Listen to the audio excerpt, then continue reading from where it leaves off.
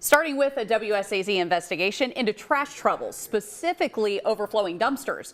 Neighbors in one area say it is a problem they've been dealing with for years. Neighbors say the garbage often spills out into the road and into yards, leaving them to clean up the mess. News Channel 3's Kimberly Donahue made some calls, and she joins us live in Huntington. Kimberly, I know you've gotten some answers for those neighbors. Hey, Sarah, for years, neighbors on the south side say they've been forced to look at overflowing dumpsters. So I reached out to Rumpke Waste and Recycling, the company that owns the dumpsters. And a spokesperson told me they're in the process of trying to find some longer-term solutions. And tonight, neighbors say they can already see our efforts making a difference. For the last decade, Robert Lockhart's called Huntington's South Side home, enjoying the variety of life. You kind of get a little mix of traffic, but for the most part quiet. You got a good mix between younger people and older people.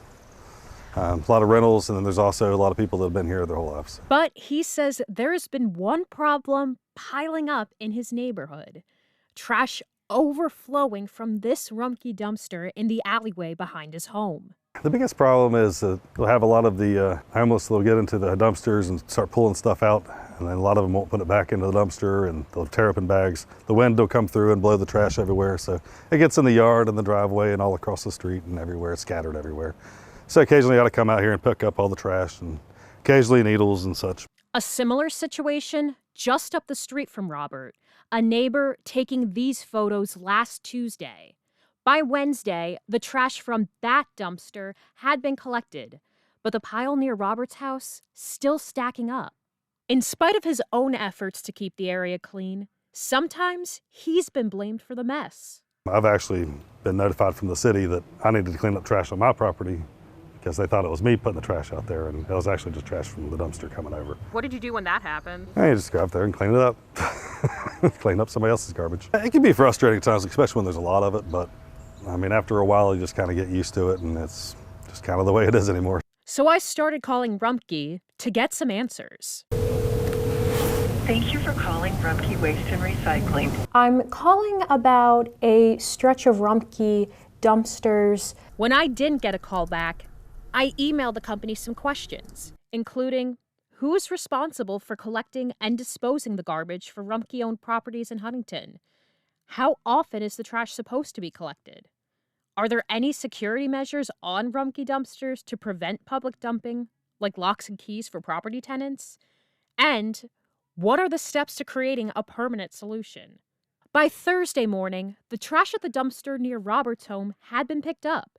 And a company spokesperson responded to my email from Wednesday, saying in part, quote, "I can share that we had Rumpke staff go out and personally inspect the areas in question. And, as you indicated, the containers have been attended to. Additionally, our operators are instructed to pick up material near our containers, even if it is not generally part of the collection. Rumpke has and has had a great working relationship with the city of Huntington.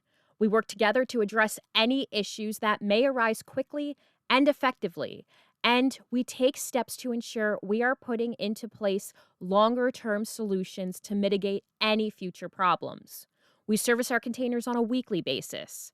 Our operators and route managers have been informed of the concerns in this area and will be paying extra attention to ensure that the proper quality service is provided on an ongoing basis." I also met up with the City of Huntington's Public Works Director, Mark Bates, on Thursday to find out the city's role in managing the problem and to see if he was aware of the issue on 10th Avenue. Walk me through what exactly happened. I received a call from our contact at Rumpke last night saying that he had been contacted by WSAZ about some dumpster issues over in the south side, and I basically live about 4 or 5 blocks away, and I had already changed clothes, but I jumped in the city car in my t-shirt and my shorts and my flip-flops and drove over to check the situation out.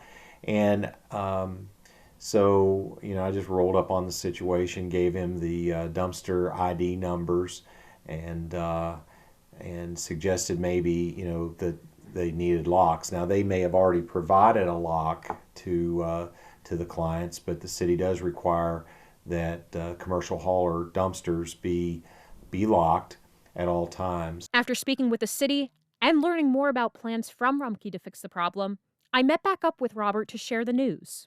I was able to get in contact with the company myself, and I figured if you just want to read the last paragraph of this response, if you can read that. And We service our containers on a weekly basis. Our operators and route managers have been informed of the concerns in the area and will be paying extra attention to ensure proper and quality services provided on an ongoing basis.